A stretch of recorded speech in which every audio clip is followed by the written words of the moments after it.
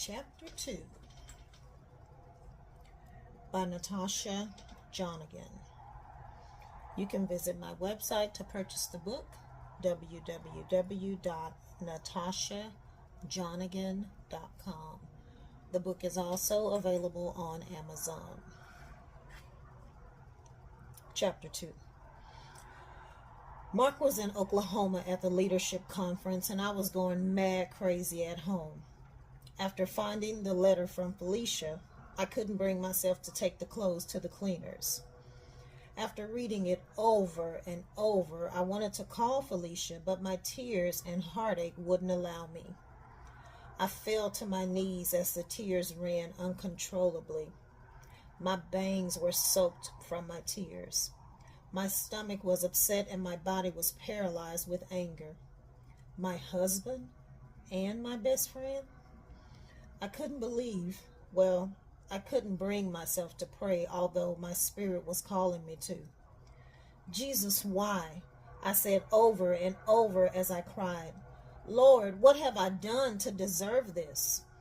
The phone rang, and I couldn't move an inch to answer it. Falling asleep to my distress, I awoke on the floor about 3 a.m. the next morning. My body ached and I was weak. The letter was still on the bedroom floor. I knew this wasn't a bad dream. Instantly, I jumped up in a rage. I began to break and throw everything in sight. There was a large white vase given to us by Mark's parents, and I threw it against the wall, watching it shatter into pieces. With one arm stroke, I cleared everything from the dresser. I ran into the hallway and snatched pictures and paintings from the wall. The sound of broken glass didn't bother me as I heard picture frames hitting the floor. Now inside Mark's study, I went through every drawer and pulled everything out without thinking. Papers were flying everywhere as I lost control. Running to the laundry room, I got the bleach and headed to Mark's walk-in closet. I poured bleach on everything in sight, snatching clothes from the hangers. All his jewelry was now scattered throughout the bathroom. I stomped and stomped as if I was filled with the Holy Spirit.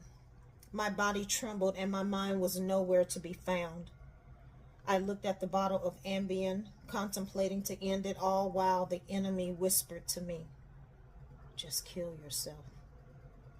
Tears began to form again as I vomited all over myself.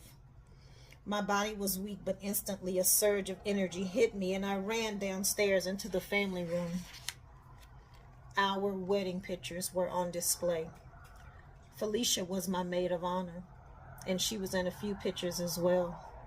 I snatched every picture frame and threw them against the wall, breaking a window. I could now see the wind blowing the sheer curtains through the broken glass. Picking up my phone to call Mark, he sent me straight to voicemail.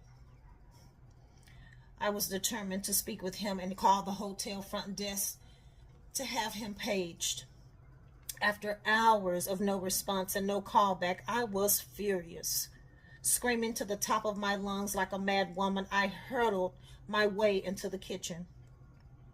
Every glass and dish I got my hands on, I threw and broke into pieces.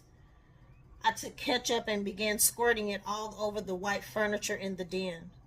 My doorbell chimed as I couldn't bring myself to answer it. My mother and I had lunch plans, but I was too embarrassed to answer the door. I heard her calling my name through the broken glass.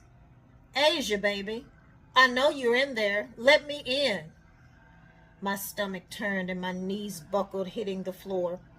I tried crawling to the front door, but with each motion I got weaker. Lying in the foyer, I could hear Mama still calling my name, but I was unable to answer. Warm tears traveled beneath my ears and down my neck as I laid on the floor, paralyzed in fear and anger.